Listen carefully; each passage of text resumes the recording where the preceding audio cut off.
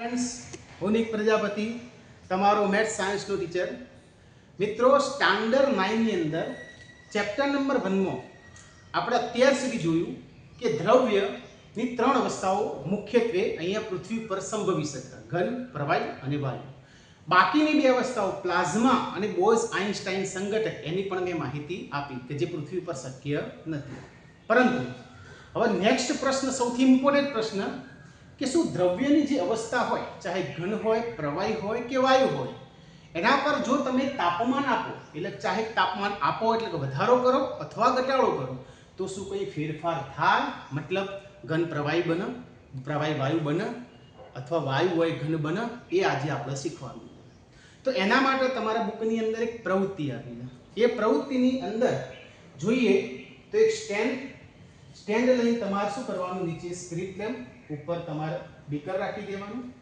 હવે બીકરની અંદર આ પ્રયોગની અંદર માની લો કે હું બરફના કટકા ગોઠવી દઉં તો આ બીકરની અંદર તમારે સૌથી પહેલા બરફના કટકા તમારે ગોઠવી દેવાના બરોબર એ દરમિયાન આ સ્ટેન્ડની અંદર આ બીકરની અંદર તમારે થર્મોમીટર લગાવી દેવાનું ખાસ યાદ રાખજો થર્મોમીટરમાં અણીવાળો જે ભાગ હોય ને એ તમારે પાત્રની અંદર રાખવાનું રાઈટ આટલું સાધન સામગ્રી તમે ગોઠવી દીધી એ દરમિયાન તમારે થર્મોમીટરમાં જે તાપમાન બતાવે ને એ તાપમાન તમારે નોંધી લેવાનું સૌથી પહેલા તો બરફ એનું સ્વરૂપ છે ઘન અને એ વખતે તાપમાન તમને બતાવશે 0 અંશ સેલ્સિયસ ધ્યાન રાખજો આપણે પદાર્થ લખી દીધો બરફ એનું સ્વરૂપ લખી દીધું ઘન અને એ વખતે મેં તાપમાન નોંધ્યું તો મને 0 અંશ સેલ્સિયસ બતાવ્યું ઓકે ચલો હવે પ્રયોગની આપણે શરૂઆત કરીએ હવે શું કરીએ તો સ્પિરિટ લેમ્પની મદદથી આ બરફના કટકાને એટલે ઉષ્મા આપીએ આ પાત્ર જે છે એ પાત્રને ઉષ્મા આપીએ તો એ આ સ્પિરિટ લેમ્પ આપણે ચાલુ કરી દીધું એટલે અહીંયાથી ઉષ્મા જવાનું આપણને એક સાહજિક અનુભવ કે કોઈ પણ પદાર્થને ઉષ્મા આપવાથી જો એની અંદર થર્મોમીટર રાખેલું હોય તો થર્મોમીટરનું જે તાપમાન છે તાપમાનમાં શું થવું જોઈએ વધારો થવો જોઈએ માનો કે 0 સેલ્સિયસ શરૂઆતમાં બતાવતું હતું તો તમે જેવી ગરમી આપો તો 0 નું 1 2 3 4 એવું થવું જોઈએ તો સ્વાભાવિક છે કેટલું તાપમાન થશે 10 અંશ 20 અંશ 30 અંશ તો તમને જાણીને લાગશે મિત્રો કે જ્યારે તમે આને ઉષ્મા આપશો ત્યારે તમને એવું જોવા મળશે કે આ બરફ જે છે ને એ બરફ ધીમે ધીમે પીગળવા માંડશે બરફનું પ્રવાહીમાં રૂપાંતર થવા લાગશે પરંતુ તાપમાન આપવા છતાં ઉષ્મા આપવા છતાં તમારો પદાર્થ જે છે એ પદાર્થ પોતાની અવસ્થા બદલશે થર્મોમીટરમાં 0 ને 0 જ રહેશે થર્મોમીટરની અંદર કોઈ પણ જાતનો વધારો થશે નહીં કોઈ પણ જાતનો વધારો નહીં થાય તો આ નવાઈ લાગે એવો પ્રશ્ન છે કે સાહેબ અમને તો ખબર જ છે કે ભાઈ 0 સેલ્સિયસ તાપમાન હોય અને તમે ઉષ્મા આપો તો તાપમાનમાં વધારો થવો જોઈએ કમસે કમ 1 અંશ સેલ્સિયસ તો વધવું જોઈએ ને 1 અંશ 2 3 4 પણ અહીંયા તો 0 ને 0 અને સાથે સાથે તમે દ્રશ્યમાન કરી શકો છો બરફ ધીમે ધીમે પીગળે બરફનું પ્રવાહીમાં રૂપાંતર થવા લાગી જાય છે બરફ તમારો ધીમે ધીમે શું થશે પીગળશે તો પછી મનમાં સ્વાભાવિક એવો પ્રશ્ન થાય કે સાહેબ આપણે જે ઉષ્મા આપી આ પાત્રને આપણે જે ઉષ્મા આપી એ ગઈ ક્યાં ખરેખર તો અહીંયા નોંધાવી જોઈએ તો આ વાત કેવી થઈ મિત્રો આપણે એવું ધારી લઈએ માની લો કે આ થર્મોમીટર જે છે ને એ ગવર્મેન્ટ છે થર્મોમીટર શું છે ગવર્મેન્ટ અંદર જે બરફનો કટકો છે અથવા બરફના જેટલા પણ કટકા છે એને આપણે ભ્રષ્ટ અધિકારી ગવર્મેન્ટનો જ ભ્રષ્ટ અધિકારી સ્વીકારી લઈએ અને નીચેનું જે સ્પિરિટ લેમ્પ એને પબ્લિક ગણી લઈએ તો ઘણી જગ્યાએ એવું થતું હોય કે પબ્લિક વેરો ભરતી હોય પરંતુ એ ગવર્મેન્ટ સુધી પહોંચતો ના સાંભળી લેજો વાત પબ્લિક વેરો ભરતી હોય પરંતુ ગવર્મેન્ટ સુધી પહોંચતો ના હોય અહીંયા પણ કંઈક એવી સ્થિતિ થાય આપણે તો ઉષ્મા આપી જ દઈએ છીએ પણ એ ઉષ્મા થર્મોમીટરમાં નોંધાતી નથી તો નક્કી ગડબડ ક્યાંક અહીંયા થઈ ગઈ છે હવે ગડબડ કેવી છે એ અહીંયા જોઈએ તો શરૂઆતની અંદર બરફ હતો શરૂઆતની અંદર પાત્રમાં શું હતું બરફ હવે બરફનું સ્વરૂપ હોય ઘન બરાબર આગળના વિડીયોની અંદર આપણે જોયું હતું કે ભાઈ ઘન સ્વરૂપ હોય તો એની અંદર રહેલા અણુઓ નજીક નજીક ગોઠવાયેલા હોય, આ રીતે હોય. ઘન અવસ્થાની અંદર તો અણુઓ કેવા હોય, એકબીજાની નજીક નજીક ગોઠવાયેલા હોય, રાઈટ. તો આપણે જ્યારે ઉષ્મા આપશું ને ત્યારે અંદર શું થશે, આ ઘન અવસ્થાના ઝૂમ કરીને હું જોઉં કોઈ પણ બે અણુ વિશે સમજાવું. ચલો આમાંથી કોઈ પણ બે અણુ થોડા મોટા લઈ લો, આ એક અને બે. તો આની વચ્ચે શું હોય, પ્રબળ આંતર આણ્વીય આકર્ષણ બળ હોય, પ્રબળ હોય, સ્ટ્રોંગ હોય, મજબૂત હોય. ધ્યાન રાખજો, આની અંદર પ્રબળ આંતર આણ્વીય આકર્ષણ બળ હશે. મેં આગળ શબ્દ વાપર્યો પ્રબળ. પ્રબળનો મતલબ થાય મજબૂત. તો તમે જે ઉષ્મા આપશો ને એમ મારા વાળા શું થશે ખબર છે ને, આ તમે જે આપેલી ઉષ્મા છે એ આપેલી ઉષ્મા આ પ્રબળ આંતર આણ્વીય આકર્ષણ બળને તોડવામાં વપરાશે. મીન્સ ઘન પદાર્થ એટલે કે બરફના જે અણુઓ નજીક નજીક ગોઠવાયેલા છે એને તમે નીચેથી ઉષ્મા આપશો તો એ અણુઓની ગતિ ઉર્જામાં વધારો થઈ જશે. કેમ? કારણ કે ઉષ્મા મળે છે, એ પોતે શોષી લેશે, ઉપર મોકલશે નહીં, ગવર્મેન્ટમાં મોકલશે નહીં, પોતે શોષી લેશે ઉષ્મા. તમે જી આપો એ અને પોતે ઉષ્મા શોષી લેશે એટલે શું થશે, પોતાના જ અણુઓમાં કંપન ચાલુ થઈ જશે, ધ્રુજારી ચાલુ થઈ જશે. ખ્યાલ આવે છે? અને ધ્રુજારી ચાલુ થશે એટલે એની ગતિ ઉર્જા વધારે થશે અને ગતિ ઉર્જા વધારે થશે એટલે એક સમય આવશે કે એકબીજાથી દૂર જશે. મતલબ આ જ અણુઓ જ્યારે ઉષ્મા મેળવશે ત્યારે એકબીજાથી થોડેક દૂર જતા રહેશે. એમનું આકર્ષણ બળ જે પ્રબળ હતું એ હવે પ્રબળ રહેશે નહીં. હવે તમે મને કહો કે આ આકર્ષણ બળ પહેલા જેવું રહ્યું તો ના. તો આ આકર્ષણ બળ થઈ ગયું નિર્બળ. આની સાપેક્ષે કેવું થઈ ગયું? નિર્બળ. આ ઘન અવસ્થા હતી એ ઘન અવસ્થાનું રૂપાંતર થઈ ગયું પ્રવાહી અવસ્થામાં. એટલા બધા અણુઓ દૂર નહીં જઈ જાય, નહીં જાય કે જેના કારણે વાયુ અવસ્થા ઉત્પન્ન થાય. એ પણ ધ્યાન રાખજો, રાઈટ. તો તમે જે ઉષ્મા આપી એ ઉષ્માથી શું કર્યું, એને સેમો વાપર્યો. ઘન પદાર્થે બરફે સેમો વાપરી તો પોતાના જ અણુઓના આકર્ષણ બળને તોડવા માટે વાપરી અને આ છુપી રીતે વપરાય એટલા માટે આને કહેવાય ગલનગુપ્ત ઉષ્મા. ક્લિયર? તો અહીંયા સ્વાભાવિક પ્રશ્ન થાય ગલન એટલે શું? ધ્યાન આપજો. પહેલો પ્રશ્ન અહીંયા એ થાય કે ભાઈ ગલન એટલે શું? નંબર 1, ચલો ગલનની ડેફિનેશન. ગલન કોને કહેવાય? તો અહીંયા ધ્યાન આપજો. શરૂઆતની અંદર બરફ હતો જેની અવસ્થા ઘન હતી અને પછી ઉષ્મા આપી તમે તો શું થઈ ગયું? બરફનું પાણી બની ગયું. તો દ્રવ્ય અથવા કોઈ પણ પદાર્થ બરોબર ઘન અવસ્થામાં રહેલો હોય એ પોતાનું સ્વરૂપ બદલીને પ્રવાહીમાં રૂપાંતર થાય. આ પ્રક્રિયા જે થઈ એ પ્રક્રિયાને ગલન કહેવાય. શું? ઘન અવસ્થા પ્રવાહી અવસ્થામાં રૂપાંતર પામે તે પ્રક્રિયાને ગલન કહે છે. ચલો અહીંયા હું લખી દઉં, ધ્યાન આપજો ખાસ. ગલન કોને કહેવાશે? તો ઘન પદાર્થ ચલો આ વાત કામનું નથી એટલે આપણે શીખીએ, બરોબર. ઘન પદાર્થ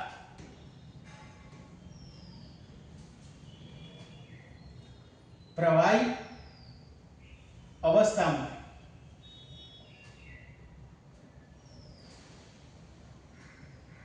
રૂપાંતર પામે તે પ્રક્રિયાને ગલન કહે છે. તે પ્રક્રિયા શું કહેવાશે? ગલન કહે છે, રાઈટ. હવે ગલન હોય તો એનું ગલન બિંદુ હોય. તો બરફનું ગલન બિંદુ કેટલું? તો અહીંયા શરૂઆતમાં જ આપણે નામ નોંધેલું હતું. બરફનું ગલન બિંદુ કેટલું? તો 0°C, રાઈટ. તો બીજી વ્યાખ્યા ગલન બિંદુ. મિત્રો ગલન બિંદુને ઇંગ્લિશની અંદર મેલ્ટિંગ પોઈન્ટ પણ કહેવામાં આવે. હવે જ્યારે કેમિસ્ટ્રીની અંદર બિંદુ શબ્દ આવે ને ત્યારે એક વસ્તુ યાદ રાખવાની કે એમાં તાપમાનનો ઉલ્લેખ થાય. હવે આની વ્યાખ્યા જે તાપમાને જો અહીંયા 0°C તાપમાન હતું તમને ખ્યાલ હતો. ગલન બિંદુ બરફનું ગલન બિંદુ છે 0°C. 0°C જ બરફ પ્રવાહી બનવા માંડ્યો. તમે ગમે તેટલું તાપમાન આપતા હતા છતાં પણ 0.1°C થયો નહોતું. 0°C તાપમાને જ બરફ પ્રવાહીમાં રૂપાંતર થવા માંડ્યું હતું, બરોબર ને? એટલે કે એનું પોતાનું સ્વરૂપ બદલવા માંડ્યું હતું. તો જે તાપમાને ઘન પદાર્થ પીગળીને પ્રવાહીમાં રૂપાંતર થાય તે તાપમાનને તે પદાર્થનું ગલન બિંદુ કહે છે. તો 0°C કોનું ગલન બિંદુ? બરફનું. તો શું દરેક દુનિયામાં ઘન પદાર્થ બધાનું ગલન બિંદુ 0 હોય? તો ના. લોખંડ હોય તો 0°C તાપમાને થોડો પીગળે, એનું તાપમાન એનું ગલન બિંદુ હોય ઊંચું, રાઈટ. પણ પણ ગલન બિંદુની પ્રોપર વ્યાખ્યા આપીએ તો શું થાય? જે તાપમાને ઘન પદાર્થ પીગળીને પ્રવાહીમાં રૂપાંતર પામે છે તે તાપમાનને તે પદાર્થનું ગલન બિંદુ કહે છે. ચલો લખીએ તો, જે તાપમાને ઘન પદાર્થ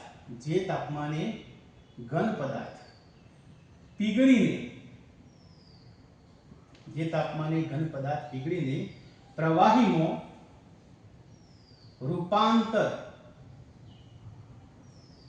પામે છે તે તાપમાનને તે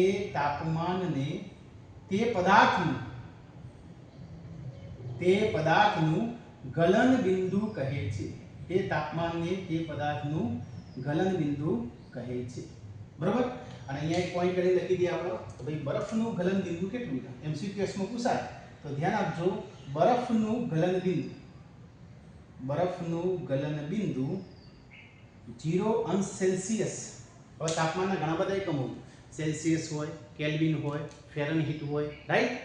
તો અહીંયા બરફનું ગલન બિંદુ જો સેલ્સિયસમાં લખો તો 0 અંશ સેલ્સિયસ, પણ કેલ્વિનમાં લખો ને તમે તો કેલ્વિનમાં થશે 273.15 કેલ્વિન. યાદ રાખજો, બંને MCQS ના બંને જે શું તાપમાન સેલ્સિયસ વાળું અને કેલ્વિન વાળું બંને યાદ રાખજો. ઓકે, તો આ બીજી વ્યાખ્યા થઈ ગલન બિંદુ. અને ત્રીજી હવે આપણે ભ્રષ્ટાચારની વાત કરીએ તો ભ્રષ્ટાચારથી મતલબ ગલન ગુપ્ત ઉષ્મા. ગુપ્ત મતલબ આ શબ્દ કેમ આપ્યો? ગલન ગુપ્ત ઉષ્મા. ચલો અહીંયા ટાઇટલ લખી દઉં હું, ધ્યાન આપજો ખાસ. ગલન ગુપ્ત ઉષ્મા. આ ત્રણે ત્રણ શબ્દ સમજાવો. ગલન એટલે શું? તો ગલન એટલે આપણે જ્યારે ઉષ્મા આપી હતી ત્યારે ઘન અવસ્થાનું બરફ પીગળીને પ્રવાહી અવસ્થાના પાણીમાં રૂપાંતર થયું એટલે કે ગલન થયું. ગલન મતલબ શું? ઘન પ્રવાહીમાં રૂપાંતર પામ એને ગલન કહેવાય, રાઈટ? ગુપ્તનો મતલબ એવો થાય કે તમે જે ઉષ્મા આપી ને, તમે તો સાચા છો, તમે તો ઉષ્મા આપી છે કાયદેસર, રાઈટ? તમે તો ટેક્સ ભર્યો, પણ થર્મોમીટરમાં નોંધાઈ નથી. વચ્ચે કોક ગુપ્ત રીતે ચોરી ગયું, વચ્ચે કોક ઘટક ગુપ્ત રીતે લઈ લીધું. ગુપ્ત મતલબ છુપાયેલું. અને શું આપવાનું છે? આપણે કોઈ પૈસા નહીં આપવાના. શું આપવાનું છે? ઉષ્મા આપવાની. બરોબર. તો ગલન ગુપ્ત ઉષ્માની વ્યાખ્યા મારે બનાવી છે. તો વ્યાખ્યા કેવી રીતે બનાવે ધ્યાન આપજો ખાસ. તો પદાર્થના ગલન બિંદુ જેટલા તાપમાને, હવે આ પાત્ર ખુલ્લું હોય તો સ્વાભાવિક છે ઉપરથી શું થાય? તો ઉપરથી એના ઉપર દબાણ લાગે. આના ઉપર શું લાગે? દબાણ. જે દબાણને કહેવાય એક વાતાવરણ દબાણ. કેટલું કહેવાશે? એક વાતાવરણ દબાણ. અને બીજી વસ્તુ, શરૂઆતની અંદર મારા વાળા અહીંયા શું હતું? તો બરફ હતો. બરોબર. તો એ બરફ આપણે વ્યાખ્યાને ક્રિએટ કરવા માટે બરફ તમારે એ જે બરફનો જથ્થો હોય એ જથ્થાને લઈ લેવાનો 1 કિલોગ્રામ. કેટલું લઈ લેવાનું? 1 કિલોગ્રામ. હવે ધ્યાન આપજો, હું આ ત્રણ પર્યાયોને જોડીને ગલન ગુપ્ત ઉષ્માની વ્યાખ્યા બનાવું. પદાર્થના ગલન બિંદુ જેટલા તાપમાને, તાપમાનનો ઉલ્લેખ કરવાનો, દબાણનો ઉલ્લેખ કરવાનો, બરોબર, અને જથ્થાનો ઉલ્લેખ કરવાનો. પદાર્થના ગલન બિંદુ જેટલા તાપમાને, એક વાતાવરણ દબાણે 1 કિલોગ્રામ ઘન પદાર્થને, બરાબર, કેવો હતો? ઘન પદાર્થને પ્રવાહીમાં રૂપાંતરણ કરવા માટે, હવે આ પદાર્થને પ્રવાહીમાં રૂપાંતર કરવા માટે તમે શું કર્યું? તો ઉષ્મા આપી. કેટલી? જેટલી આપી હોય એટલી. એ ઉષ્માને કહેવાય ગલન ગુપ્ત ઉષ્મા. ફરી એક વખત, પદાર્થના ગલન બિંદુ જેટલા તાપમાને, એક વાતાવરણ દબાણે 1 કિલોગ્રામ ઘન પદાર્થને પીગળીને પ્રવાહીમાં રૂપાંતરણ કરવા માટે આપવી પડતી ઉષ્માને ગલન ગુપ્ત ઉષ્મા કહે છે. ચલો લખીએ તો, શું બોલ્યું હું? પદાર્થના ગલન બિંદુ જેટલા તાપમાને, પદાર્થના ગલન બિંદુ જેટલા તાપમાને, નંબર 1, એક વાતાવરણ દબાણે, 1 કિલોગ્રામ ઘન પદાર્થને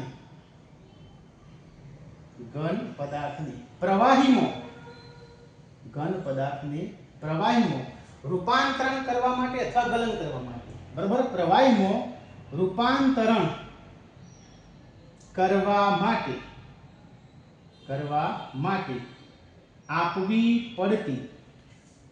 આપવી પડતી ઉષ્માને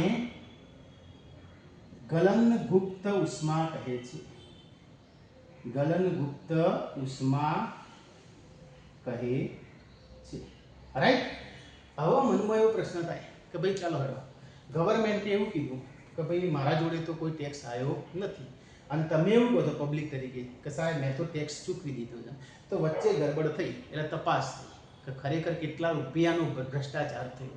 તો તપાસ કરતા જોવા મળ્યું ભાઈ આટલા રૂપિયાનું ભ્રષ્ટાચાર થયું. સપોઝ 500 રૂપિયાનું ભ્રષ્ટાચાર થયું. રાઈટ. તો 500 જે આંકડો છે એ આપણી ગલનગુપ્ત ઉષ્મા કહેવાય. સેમ ટુ સેમ કે તમે અહીંયા ઉષ્મા આપવાના. રાઈટ. પણ અહીંયા નોંધાવવાની નથી. તો તમે આપી એ ફાઇનલ છે. કેટલી આપી? તો યાદ રાખજો, બરફના પાણીનું રૂપાંતર કરવા માટે 3.35 × 10⁵ જૂલ પ્રતિ કિલોગ્રામ જેટલી ઉષ્મા આપવાની. અને એ જે તમે ઉષ્મા આપી ને એને ગલનગુપ્ત ઉષ્મા કહેવાશે. તો કેટલી? તો અહીંયા હું લખી દઉં ગલનગુપ્ત ઉષ્મા. ધ્યાન આપજો ખાસ. આના પછી લખી દઉં ગલનગુપ્ત ઉષ્મા. ચલો અહીંયા લખી દો બરફની ગલનગુપ્ત ઉષ્મા. બરફની ગલનગુપ્ત ઉષ્મા એમસીક્યુએસમાં પૂછાય. કેટલી? તમે તો સાચા હતા, તમે તો આપ્યા હતા પૈસા, જેમ કે 500 રૂપિયા આપ્યા હતા એવી રીતના અહીંયા ઉષ્મા આપી તેવા આગળ નોંધણી નથી. તો વચ્ચે જે ભ્રષ્ટાચાર થયો કેટલો? તો તમે આટલી આપી હતી. કેટલી ખબર ને? 3.35 × 10⁵ જૂલ પ્રતિ કિલોગ્રામ. આને કહેવાશે બરફની ગલનગુપ્ત ઉષ્મા. હવે મિત્રો ચલો આ બરફ જે હતો ને એ બરફ તો જે હતો એ તો બધો પીગળીને શેમાં રૂપાંતર થઈ ગયું? તો બરફ બધો પીગળીને પ્રવાહીમાં રૂપાંતર થઈ ગયું. પણ સાંભળજો ખાસ, આ પ્રવાહી બની ગયું. હજી સુધી તમે સ્પિરિટ લેમ્પ વડે સ્પિરિટ લેમ્પને બંધ કર્યો નથી. રાઈટ. તો તમે સ્પિરિટ લેમ્પ હજી ચાલુ રાખશો તો આ પ્રવાહી જે છે એ પ્રવાહી ઉકળવા માંડશે અને પ્રવાહી ઉકળવા માંડશે તો પછી આ ગલન અને ગલન બિંદુ અને ગલનગુપ્ત ઉષ્મા આવે છે એની જગ્યાએ કંઈક અલગ પર્યાયો આવશે જે આપણે હવે જોઈએ. તો આપણે જોઈએ કે ભાઈ પ્રવાહી તો બની ગયું, તમે બરફના ઉષ્મા આપી એટલે પ્રવાહી બની ગયું. રાઈટ. એક વસ્તુ પણ અંગાત ધ્યાનમાં રાખજો કે હવે આપણે પ્રવાહીને શું કરી? સ્પિરિટ લેમ્પ બંધ કર્યો નથી તો સ્પિરિટ લેમ્પ ચાલુ છે તો પ્રવાહી ઉકળવાનું છે, સ્વાભાવિક છે. એટલે હવે સંપૂર્ણ પાણી બની ગયું એટલે ધીમે ધીમે હવે તમે જે ઉષ્મા આપશો ને એના કારણે થર્મોમીટરમાં તાપમાન હવે વધારે થશે. આ 0 છે એની જગ્યાએ હવે આ સ્કેલ ધીમે ધીમે પારો વધતો જશે. યાદ રાખજો, હવે પારો જે છે ને એ ધીમે ધીમે ઉપર જશે. રાઈટ. 0 નો 1 2 3 4 પણ ક્યાં સુધી? તમે હજી પાણી જોઈ શકો છો. ક્યાં સુધી? તો હવે આપણે એ ઓબ્ઝર્વેશન કરવાનું છે. હવે આપણે એ પ્રશ્ન તરફ આવ્યા કે અહીંયાથી પહેલી મને બાષ્પ દેખાય. યાદ રાખજો, અહીંયાથી પહેલી મને બાષ્પ દેખાય એટલે તરત જ હું થર્મોમીટરમાં અવલોકન નોંધી દઉં. તો ક્યારે મને દેખાશે? 0 1 2 3 4 5 6. તો યાદ રાખજો મિત્રો, તમને પહેલી બાષ્પ આ કોઠો પૂરો કરીએ કે બરફનું 0°C તાપમાને પ્રવાહીમાં રૂપાંતર થયું. રાઈટ. એટલે બરફનું શું બની ગયું? પાણી બની ગયું. બરફનું શું બની ગયું? પાણી. જેની અવસ્થા કઈ છે? પ્રવાહી. ઓકે. હજી પણ તમે તાપમાન ચાલુ જ રાખ્યું, કન્ટિન્યુ. તો 0 1 2 3 4 100°C થશે ને ત્યારે પહેલી બાષ્પ જોવા મળશે. કેટલી? 100°C 100. ત્યારે પાણીનું વરાળમાં રૂપાંતર થશે મારા બાળકો. શેમાં રૂપાંતર થશે? વરાળમાં. તો આ ઘન પ્રવાહી અને આને કહેવાશે વાયુ. ક્લિયર? તો તમને હવે જેમ પેલું ગલન બિંદુ હતું, ઘનનું પ્રવાહીમાં રૂપાંતર થાય એને ગલન કહેવાય, એમ પ્રવાહીનું વાયુમાં રૂપાંતર થાય એને ઉત્કલન કહેવાય. શું કહેવાય? ઉત્કલન. રાઈટ. ચલો તો હવે એક વ્યાખ્યા લખીએ આપણે. નંબર 1 ઉત્કલન. ઉત્કલન કોને કહેવાશે? તો યાદ રાખજો, જો ગલન આવડી જાય, ગલન બિંદુ આવડી જાય તો 100% ઉત્કલન આવડી જાય, ઉત્કલન બિંદુ આવડી જાય. ઉત્કલન કોને કહેવાય? તો આ પ્રવાહી હતું પાણી, બરોબર ને? એ પ્રવાહીનું શેમાં રૂપાંતર થયું? બાષ્પની અંદર, વરાળની અંદર, બરોબર ને? એ અવસ્થા બદલી દીધી. પ્રવાહીની શેમાં રૂપાંતર પામી ગયું? વાયુની અંદર રૂપાંતર પામી ગયું. એ અવસ્થા બદલવાની, અવસ્થા બદલાય એટલે એને કહેવાય ઉત્કલન. રાઈટ. તો અહીંયા આપણે લખી દઈએ કે કોઈ પણ પ્રવાહી તેના વાયુ સ્વરૂપમાં રૂપાંતર પામે રૂપાંતર પામે તે ક્રિયાને ઉત્કલન કહે છે. ઉત્કલન કહે છે. રાઈટ. અને આ એનું ઉત્કલન બિંદુ કહેવાશે. કેટલું ખબર છે? આ વરાળ તમને દેખાશે 100 અંશ સેલ્સિયસ છે 100. રાઈટ. તો આ 100 અંશ સેલ્સિયસ જે અંક આવ્યો એને ઉત્કલન બિંદુ કહેવાય. મેં તમને પહેલા કીધું બિંદુ આવે એટલે તાપમાનનો ઉલ્લેખ થાય. તો બીજી વ્યાખ્યા આપણે લખી દઈએ ઉત્કલન બિંદુ. બીજી વ્યાખ્યા આપણે લખી દઈએ ઉત્કલન બિંદુ. ચલો ઉત્કલન બિંદુ એટલે તો ગલન બિંદુની વ્યાખ્યા શું હતી? કે જે તાપમાને ઘન પદાર્થ પીગળીને પ્રવાહીમાં રૂપાંતર થાય એને ગલન બિંદુ કહેવાય. એ તાપમાનને તે પદાર્થનું ગલન બિંદુ કહેવાય. તો ઉત્કલન બિંદુની વ્યાખ્યા સેમ ટુ સેમ. જે તાપમાને પ્રવાહી પદાર્થ તેના વાયુ સ્વરૂપમાં રૂપાંતર થાય તે તાપમાનને તે પદાર્થનું એટલે કે પાણીનું ઉત્કલન બિંદુ કહે છે. અને દરેકના ઉત્કલન બિંદુ પણ કેવા હોય? અલગ અલગ. તો ચલો વ્યાખ્યા લખી દઈએ. શું? જે તાપમાને પ્રવાહી પદાર્થ ઉકળીને, પીગળીને નહીં પણ ઉકળીને, ઉત્કલન એટલે ઉકળવું અને ઓગળવું એટલે ગલન. બરોબર ને? ગળવું એટલે ગલન. તો જે તાપમાને પ્રવાહી પદાર્થ ઉકળીને તેના વાયુ અવસ્થામાં રૂપાંતર પામે છે. વાયુ અવસ્થામાં રૂપાંતર પામે છે. તો તે તાપમાનને તે પદાર્થનું મતલબ પ્રવાહી પદાર્થનું બરાબર ઉત્કલન બિંદુ કહે છે. ઉત્કલન બિંદુ કહે છે. અને મારા વાલા આ ઉત્કલન બિંદુ કેટલું હોય? તમને કોઈ પૂછે કે પ્રવાહીનું ઉત્કલન, પાણીનું ઉત્કલન બિંદુ કેટલું? તો કંઈ જ કરવાનું એટલે સંબંધ આપણને ખબર 0 સેલ્સિયસ જે 273 આગળ લખ્યા હતા તો હું +273 કરો એટલે 373 કેલ્વિન થાય. બરાબર. અહીંયા હું લખી દઉં કે ભાઈ પાણીનું ઉત્કલન બિંદુ જેમ બરફનું ગલન બિંદુ આવે ને પાણીનું ઉત્કલન બિંદુ આવે. પાણીનું ઉત્કલન બિંદુ કેટલું? તો પાણીનું ઉત્કલન બિંદુ અંશમાં લખીએ તો 100 અંશ સેલ્સિયસ અને કેલ્વિનમાં લખીએ ને તો 373.15 કેલ્વિન. આ કઈ રીતે આવી? તો આ એ રીતે આવી કે 0 અંશ સેલ્સિયસ એટલે 273. સમજી લો 0 અંશ સેલ્સિયસ એટલે કેટલા? 273. તો 100 અંશ સેલ્સિયસ એમાં એડ કરી દેવાનું તો +100 કરી દો એટલે કેટલા થઈ જશે? 373. બરાબર. આ પોઈન્ટ પછીના મેં ઓકળા લખ્યા નથી, રાઉન્ડ ફિગર 273 લખ્યું. બાકી પરફેક્ટ લખવું હોય તો 373.15. રાઈટ. તો અહીંયા આપણે એ જોયું કે ભાઈ દ્રવ્યની અવસ્થા પર જેમ તાપમાનનો વધારો કરવામાં આવે એમ ઘનનું પ્રવાહીમાં રૂપાંતર થાય અને પ્રવાહીનું વાયુમાં રૂપાંતર થાય. એઝ ઇટ ઇઝ જો તાપમાનનો ઘટાડો કરવામાં આવે તો વાયુ પ્રવાહીમાં આવે અને પ્રવાહી ઘનમાં આવે. એનું બેસ્ટ ઉદાહરણ કે તમારા જોડે પાણી હોય એ પાણીને તમે ફ્રીઝરની અંદર મૂકી દો તો પાણી એ પ્રવાહી અવસ્થા છે. ફ્રીઝરમાં મૂકી મતલબ તમે તાપમાન ઘટાડ્યું એટલે ઘન અવસ્થામાં રૂપાંતર પામે. તો આપણે એક સ્કેલ લખવું હોય તો સ્કેલ આવું થાય કે ઘન, પ્રવાહી અને વાયુ. તો ઘનનું પ્રવાહીમાં રૂપાંતર કરવું છે. માની લો કે બરફ, તો બરફનું મારે પાણી બનાવવું છે તો શું કરવું પડે? તાપમાન વધારવું પડે. યાદ રાખજો, તાપમાનમાં વધારો કરવું પડે. હજી દબાણનું તો મેં ચલાવ્યું નથી. બરોબર. નેક્સ્ટ લેક્ચરમાં જોશું આપણે. ઘનમાં તાપમાન તમે વધારો એટલે તમારું થાય પ્રવાહી. તાપમાનમાં વધારો કરો એટલે પ્રવાહી. અને જે પ્રવાહી આ પાણી એનું જે તાપમાન ચાલુ આપણે સ્પિરિટ લેમ્પ બંધ કર્યો નથી તો પ્રવાહીનું શેમાં રૂપાંતર થાય? વાયુ. અહીંયા પણ તમે તાપમાન વધારો એટલે વાયુમાં રૂપાંતર થાય. તો રિવર્સેબલ પ્રક્રિયા જુઓ કે તમારા જોડે કોઈ વાયુ હોય તો એનું તમે તાપમાન ઘટાડો. વાયુ હોય એનું તમે તાપમાન ઘટાડો તો પ્રવાહીમાં રૂપાંતર પામશે અને પ્રવાહી હોય એનું તમે તાપમાન ઘટાડો એટલે ઘનમાં રૂપાંતર પામો. આનું તો મેં ઉદાહરણ આપ્યું કે પ્રવાહી પાણી છે એને ફ્રીઝરમાં મેળ દો મતલબ તાપમાન ઘટાડ્યું તો બરફ બની જશે મતલબ ઘન અવસ્થા ધારણ કરી દેશે.